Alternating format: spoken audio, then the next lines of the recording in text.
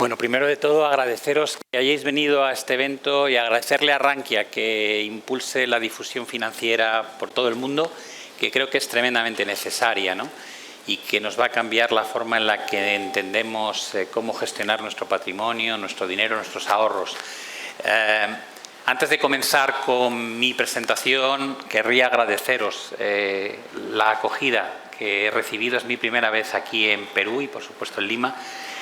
Y, como decía mi socio, nos sentimos como en casa. Así que muchísimas gracias.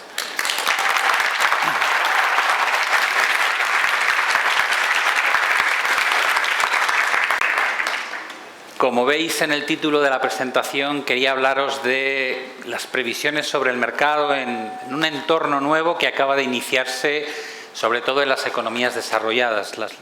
Las economías emergentes llevan ya recortando tasas de interés algo más de tiempo, pero el movimiento que se ha producido tanto en Estados Unidos la semana pasada o en Europa y Reino Unido es realmente reciente y desata muchas dudas sobre hasta dónde va a llegar, a qué ritmo van a producirse esos recortes en las tasas de interés y qué implicaciones pueda tener.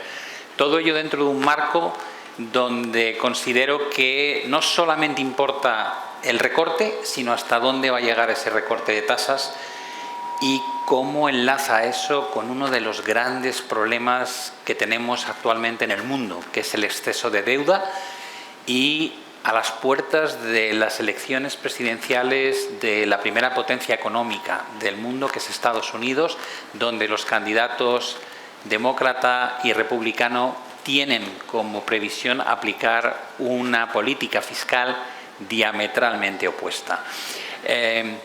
Si no fuese complejo el escenario, hay que añadir la guerra comercial. Esta guerra que no ha ido a menos, sino a más, desde el año 2018. Y luego me gustaría dar un repaso muy rápido a cómo veo la economía local de Perú. Así que vamos a meternos en el tema directamente. Bueno, la alegría es la inflación está bajando. No, la inflación no baja. La inflación sube más despacio. Este es un concepto que se utiliza muy mal. Y yo siempre pongo la misma metáfora, engordo 10 kilos, luego engordo 5, luego engordo 2 y alguien dice, Pablo está adelgazando. Digo, no, hombre, no, me estoy poniendo como una bola. Lo que pasa es que lo hago cada vez a un ritmo más lento. Estamos viendo que la tasa interanual de la subida de los precios se acerca a lo que los bancos centrales denominan el punto de equilibrio, que es el 2%. El 2%, para que nos entendamos todos, significa que yo dejo el dinero debajo de la almohada de la cama y cada 10 años tengo un 22% menos de capacidad de compra. Eso es estabilidad según ellos. Bueno, si no lo inviertes, evidentemente te empobreces y al cabo de 30 y tantos años has perdido la mitad de la capacidad adquisitiva de lo que te ha costado tanto ahorrar. Pero bueno, estabilidad, podemos llamarlo así. Todos los movimientos de inflación, como veis, están más o menos coordinados. No es que un país lo haya hecho especialmente bien, es que realmente en Estados Unidos, en Europa, en Japón, en todas las partes del mundo estamos viendo cómo retroceden las presiones inflacionistas hacia ese objetivo y a partir de ahí los bancos centrales sacan pecho y dicen qué bien lo hemos hecho, ahora podemos recortar el coste del dinero. El otro día yo retransmitía la reunión del señor Powell y me hacía mucha gracia porque se estaba colgando medallas una tras otra y decía, hombre, no creemos que se vuelva a dar la situación anómala de tener 18 trillones de bonos con tasas negativas. Y claro, cualquiera que le esté escuchando parece que lo ha hecho el vecino. Digo, no, si fuiste tú.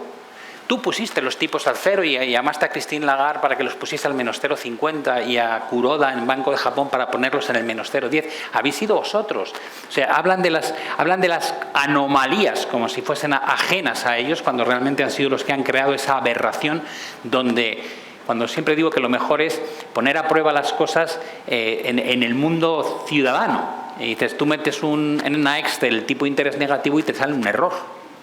Eso te da una idea de hasta qué punto hicieron barbaridades, ¿no? Y luego hemos pagado los ciudadanos un detrimento de capacidad adquisitiva de en torno a un 20% en tan solo 4 años, que es lo que nos ha empobrecido, ¿no? Esa solución que dieron. Ahora, la gran pregunta es ¿hasta dónde van a llegar esos recortes de las tasas de interés? Hay muchos traders, muchos inversores que dicen al cero otra vez. Digo, no, al cero no van a volver. Digo, ¿por qué? Digo, pues porque creo que han aprendido la lección. Igual me equivoco y dentro de unos años vengo aquí y digo, perdón, dije que al cero no y están al cero. Pero entiendo que algo habrán aprendido de que crear dinero de forma brutal, como hizo Estados Unidos, que creó el 25% de todos los dólares que existen en el mundo desde sus inicios en tan solo año y medio. Eso da una idea de la magnitud de cómo regó la economía con dinero creado de la nada. Y dices, bueno, ¿dónde está el tipo de interés a largo plazo? El tipo de interés neutral, ese que ni genera presiones de inflación excesivas, pero permite crecer la economía. Entonces, bueno, según estos caballeros que son líderes de los bancos centrales, Jerome Powell, Christine Lagarde, Andrew Bailey, nos vienen a decir que entre medio punto y un 1% por encima del nivel de la inflación subyacente, cuyo objetivo es el 2%. Y dices, bueno, entonces me estás diciendo que los tipos deberían estar normalmente entre el 2,5 y el 3%. Entonces, sí, eso es el nivel normal. Digo, ¿y por qué diablos durante una década no los teníais al 2,5 o 3%? Porque la inflación no estaba al 0, la inflación estaba al 1, 1,5% y sin embargo no estaban ahí las tasas de interés. Otra demostración de cómo manipularon durante una década la política monetaria en favor de un mayor crecimiento y poder sacar pecho y decir que todo iba muy bien. Pero la pregunta tal vez más importante es ¿por qué es tan relevante el nivel de tipos a largo plazo? Y la respuesta es sencilla. Porque no crecemos de forma natural, crecemos endeudándonos masivamente. ¿Qué significa eso? Que para mantener un nivel de bienestar a nivel global, que no nos corresponde por lo que producimos de bienes y servicios anualmente, compensamos esa falta de crecimiento con deuda. Y ocurre en todos sitios. Estados Unidos está probablemente llegando al 130% de deuda sobre el PIB. Europa, cercanos al 90%, y uno podría decir, bueno, es que en Europa lo hacemos mejor. Digo, no, es que tienes países como Alemania que son bastante responsables fiscalmente y solo tienen el 60%, o países como ocurre en Países Bajos, donde aún es menor la deuda, y eso permite que países como Grecia, como Italia, como España tengamos deuda por encima del 100%. Y la media es bonita, pero realmente no estamos todos haciéndolo bien. Unos lo hacen muy bien y otros lo hacemos bastante mal. El caso de Reino Unido, el caso de Japón, bueno, Japón es el campeón de la deuda, ya sabemos, tiene un 264% de deuda sobre el PIB, es una auténtica aberración. La gente me suele decir, pero no ocurre nada, digo, no ocurre nada, no crece nada la economía desde el año 1992, pero si te parece que no ocurre nada, pues tú mismo. Evidentemente, países como Perú sois la envidia, tenéis una deuda sobre el PIB que está en el 30 y pocos %. China es un país que no se endeudaba hasta hace una década de forma llamativa, pero que le ha tomado el gusto. Y la realidad es que yo no quería poner aquí las etiquetas, pero la pregunta es ¿qué país se ha endeudado más en las últimas 3 décadas respecto al PIB? Y la línea verde es China. Y dices, wow. Y los demás, digo, los demás son los sospechosos habituales. Japón, ¿no?, que está ahí, Reino Unido. Y Europa, como decía, parece que lo hace muy bien, pero realmente hay mucha dispersión. Dependiendo qué países mires, unos lo hacen muy bien y otros lo hacen francamente mal. Pero tenemos un problema de deuda enorme a nivel global. Y dices, vale, ahí os mostraba la dispersión de países. Veis Grecia, Italia, Francia y España, todos por encima del 100%, el resto, los que sacan buena nota en la parte de abajo del gráfico. Y dices, vale, pero agrégamelo. O sea, muéstrame, no me des detallitos y dame la noticia gorda, de golpe. Te digo, 300 trillones de deuda en el mundo. Trillones americanos, es un consuelo, son billones europeos. Parece menos. En términos de PIB, debemos 3,3 veces lo que producimos a nivel mundial. Es una pasada. Lo peor es que cuando ves la evolución de la deuda con las barras de color azul oscuro, da igual que crezcamos o no crezcamos. Hemos pasado de endeudarnos para solventar crisis económicas a endeudarnos sistemáticamente. Y lo peor es que los países emergentes han empezado a copiar las políticas que seguimos los países desarrollados. Copiáis lo malo. No Perú, que he dicho que tiene poca deuda, pero en general los países emergentes, como veis, han crecido su deuda de forma sustancial más rápido de lo que lo ha crecido en las zonas desarrolladas, y la tendencia es preocupante. En términos porcentuales sigue siendo mucho más bajo, pero ya habéis visto que cuando uno se pone las pilas, China está optando a conseguir pues grandes medallas, ¿no?, en la competición de países endeudados de aquí a finales de esta década. Y entonces, vale, hablábamos antes de los tipos de interés naturales, esos tipos de interés o neutrales de largo plazo, y alguien podría decir, bueno, ¿qué es la línea azul? Digo, la línea azul es la deuda de Estados Unidos. Y dices, madre mía, parece un lateral del Everest. No tiene pinta de ir a corregir. Y dices, vale, ¿cuánto le cuesta al gobierno estadounidense esos 35 billones europeos o trillones estadounidenses de deuda? Digo, relativamente poco, pagan un 3,25% de media. ¿Qué significa? Cuando tú emites deuda a un año, a 3, a 7, a 10, a 15, a 20, a 30 años y cada emisión tiene su tipo de interés. Durante mucho tiempo, la deuda que se emitía cuando los tipos estaban al 0% apenas pagaba intereses. Pero a medida que suben los tipos de interés tienes que pagar más. Y la deuda se renueva, si no, no crecería.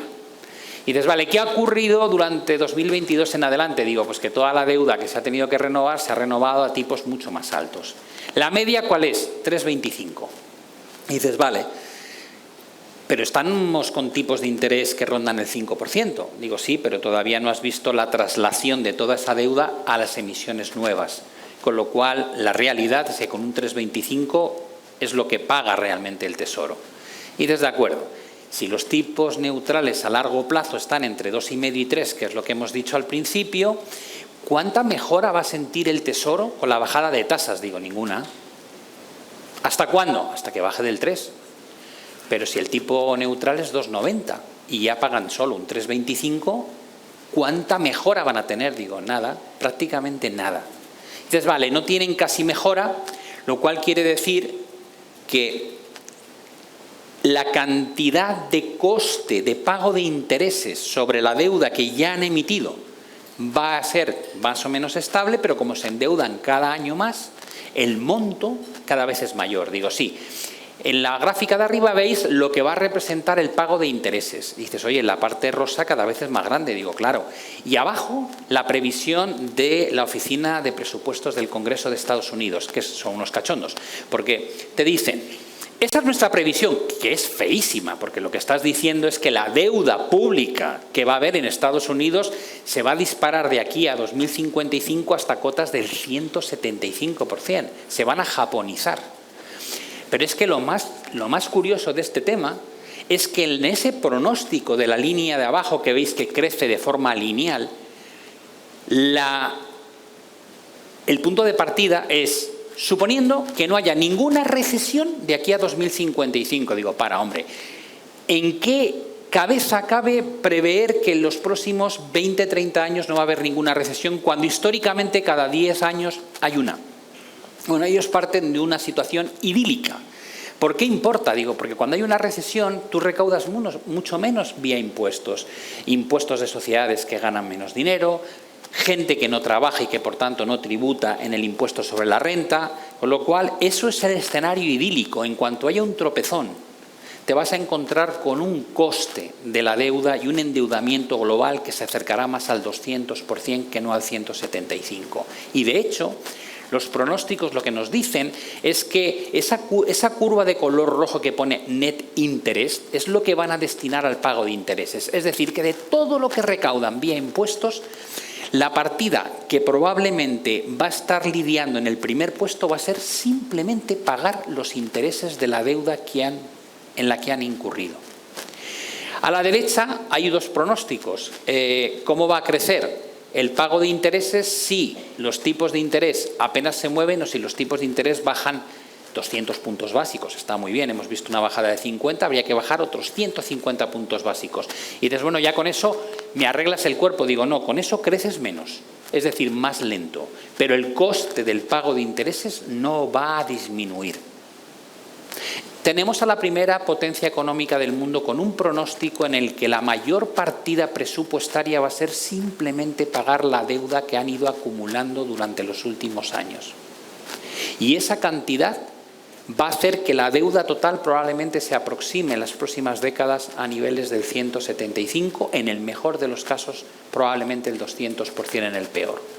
Y dices, vale, muéstrame por qué te parece tan malo esto que están haciendo. Digo, hombre, antiguamente cuando tú gastas más de lo que ingresas es una medida de emergencia, es decir, la economía entra en recesión como pasa en 2008 y tú abres las compuertas de las ayudas y dices, bueno, hay que meter estímulo como sea.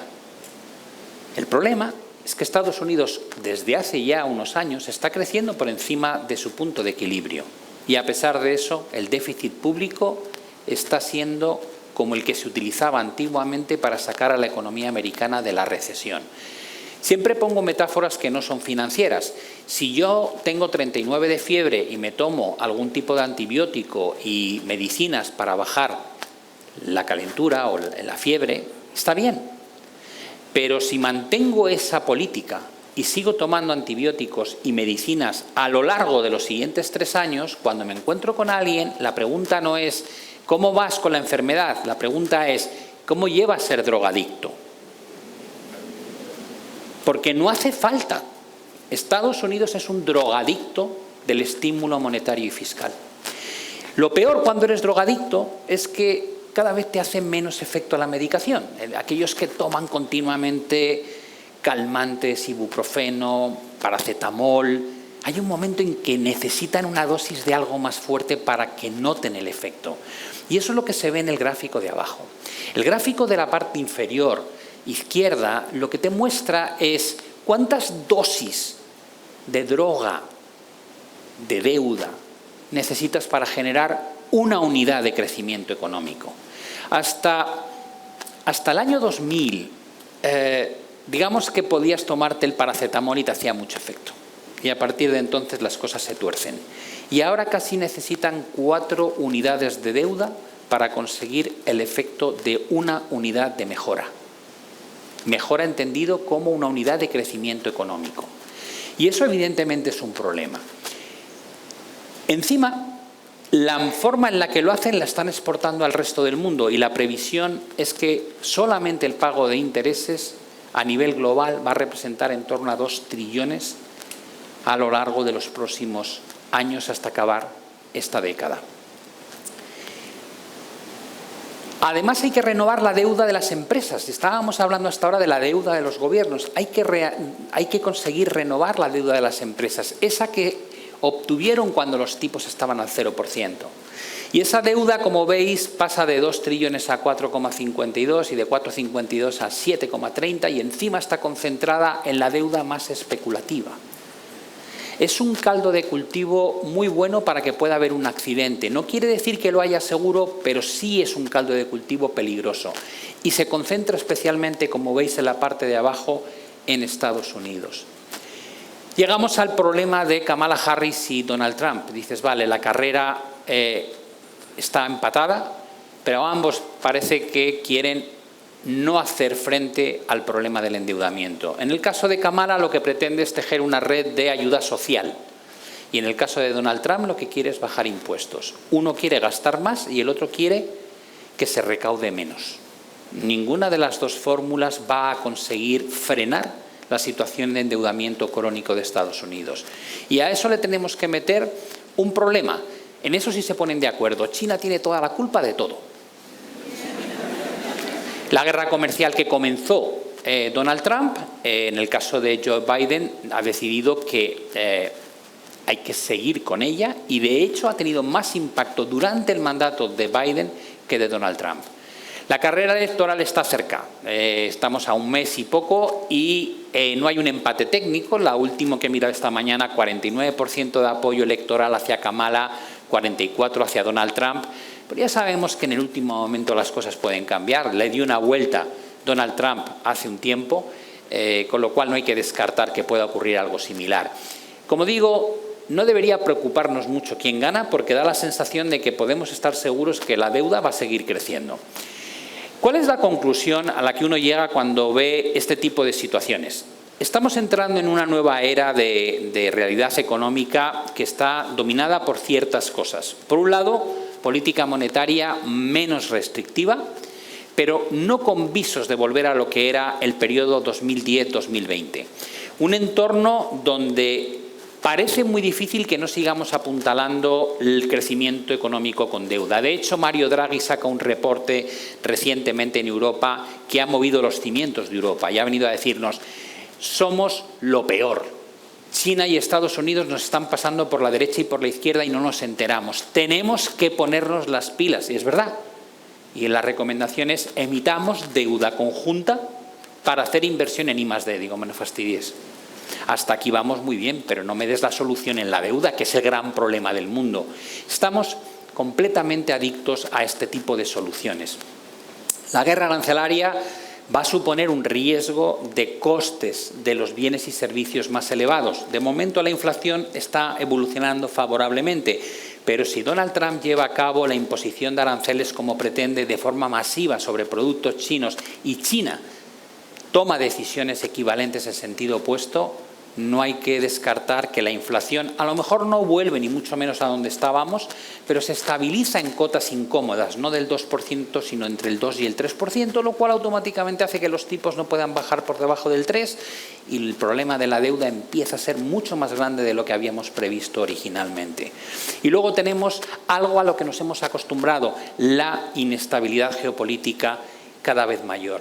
No hay visos de solución de la guerra en Ucrania y evidentemente lo que está pasando en Oriente Próximo es muy peligroso. En cualquier momento se nos puede ir de las manos y convertir este conflicto entre Israel, Hamas e Hezbollah en un conflicto que involucre a varios países de la región, que es la región donde se produce y se exporta la mayor cantidad de petróleo del mundo.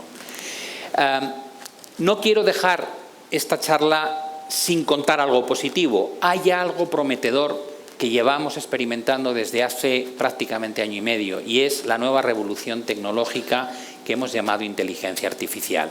Creo que el impacto en la productividad va a ser algo que nos va a dejar a todos completamente atónicos. Pero antes de celebrar lo que va a suponer la IA, también hay que ser conscientes de que esos cambios tan positivos en tema de medicina, de robótica, de aeronáutica, un montón de cosas que hasta ahora estaban creciendo a un ritmo lento y que podrían crecer de forma exponencial, también va a tener un riesgo. No tenemos un sistema de pensiones y de salud preparado para lo que puede suponer el cambio en el mercado laboral que trae la IA, ¿vale? Y tal vez el mayor problema es que va a producirse el cambio de forma tan rápida que nos va a pillar mirando en la dirección opuesta a la que deberíamos estar mirando. La situación económica de Perú, por dar una buena noticia final, creo que es muy positiva. Personalmente, el crecimiento económico, la reducción de las presiones de inflación, el recorte de tasas de interés, que creo que seguirá por buen camino porque hay mucho margen para seguir bajando el coste del dinero y la tasa de desempleo son una envidia para la región. Aparte de eso, tenéis algo que es buenísimo. Potencialmente sois un país muy rico. Lo que pasa es que hay que explotarlo. Venezuela también es potencialmente un país muy rico y es uno de los más pobres del mundo. ¿Por qué lo digo? Porque tenéis una materia prima que vale muchísimo, que es todo lo que está relacionado con el sector de minerales. Mirad Chile, con el doble de renta per cápita y prácticamente las mismas cosas que tenéis aquí. Creo que realmente no solo la minería, sino productos agrícolas os van a colocar en un punto muy, muy favorable dentro de la región. Aparte de eso, estáis haciendo una inversión brutal en el famoso puerto de Chancay, que creo que va a ser lo que va a atraer un montón de negocios de otros países de la región hacia Perú y va a tener un papel preponderante en lo que es el comercio con China. Y ya por último, tenéis algo muy bueno. Podéis alardear de que Julio Velarde ha sido nombrado uno de los mejores banqueros centrales del mundo en varias ocasiones. Bankers dijo, es el mejor banquero central.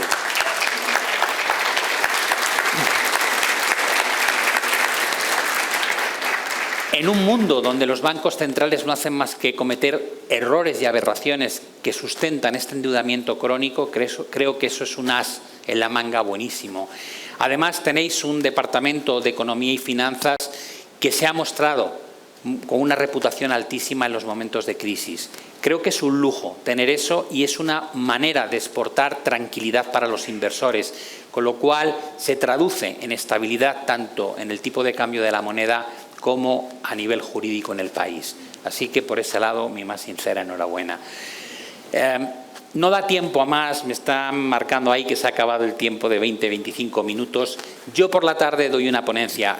Es ridículo que os diga esto cuando creo que no quedan plazas para la ponencia, pero por favor comprobadlo con el código QR. Lo que sí os diré es que tenéis un montón de información que intento mantener actualizada en mis redes sociales. Da igual si me seguís a través de la página web, a través del canal de YouTube, TikTok, Instagram, etcétera, etcétera. Pero sobre todo tenéis una newsletter completamente gratuita, solo tenéis que dejar vuestro correo electrónico y todos los jueves comparto lo que me ha parecido más interesante a nivel económico, geopolítico y de mercados financieros de la última semana. Os llegará al buzón de correo todos los jueves. Podéis suscribiros a esa newsletter y, si no os gusta, evidentemente daros de baja. Como decía, muchísimas gracias a todos por esta acogida tan buena que nos dais siempre cuando nos acercamos por aquí.